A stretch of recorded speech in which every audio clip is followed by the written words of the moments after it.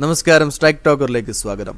മലയാളം, തമിഴ്, തെലുങ്ക്, കന്നഡ ഭാഷകളിൽ ശ്രദ്ധേയമായ മുതിർന്ന നടി മീന ബി.ജെ.പിയിൽ ചേരുമെന്ന് റിപ്പോർട്ട്.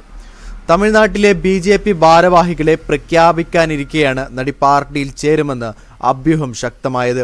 തമിഴ്നാട് കേന്ദ്രമായാണ് നടി പ്രവർത്തിക്കുകയെന്നാണ് പുറത്തുവരുന്ന വാർത്തകൾ. കഴിഞ്ഞ ദിവസം ഉപരാഷ്ട്രപതി ജഗദീപ് ധൻഖറുമായി മീന കൂടിക്കാഴ്ച നടത്തിയതിന്റെ ചിത്രങ്ങൾ പുറത്തുവന്നു.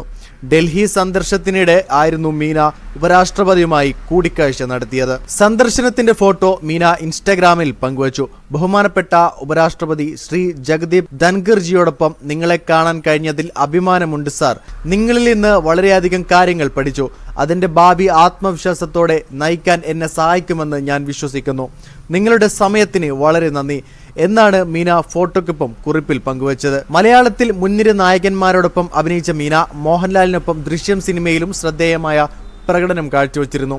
തമിഴിൽ രജനികാന്ത്, കമൽഹാസൻ, അജിത് എന്നിവർക്കൊപ്പവും മീന അഭിനയിച്ചിട്ടുണ്ട്.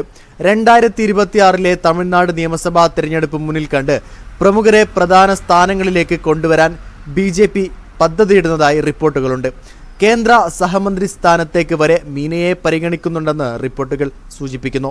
മീനയുടെ പാർട്ടി പ്രവേശനം സംബന്ധിച്ച് ബി.ജെ.പിയിൽ എത്തുമെന്ന മറുപടിയാണ് പാർട്ടി സംസ്ഥാന പ്രസിഡന്റ് നയിനാർ നാഗേന്ദ്രൻ നൽകിയത്. തമിഴ്നാട് ബി.ജെ.പിയിൽ ഖുഷ്ബുവിനൊപ്പം മീനയ്ക്കും സുപ്രധാന ചുമതലകൾ ലഭിക്കുമെന്നാണ് പറയുന്നത്. മീന ബി.ജെ.പിയിലേക്ക് പോകുമോ? എന്താണ് നിങ്ങളുടെ അഭിപ്രായം? വീഡിയോ ഇഷ്ടമായ ലൈക്ക് ചെയ്യുക. കൂടുതൽ വീഡിയോസുകൾക്കായി ഈ ചാനലോട് തന്നെ സബ്സ്ക്രൈബ് ചെയ്യുക.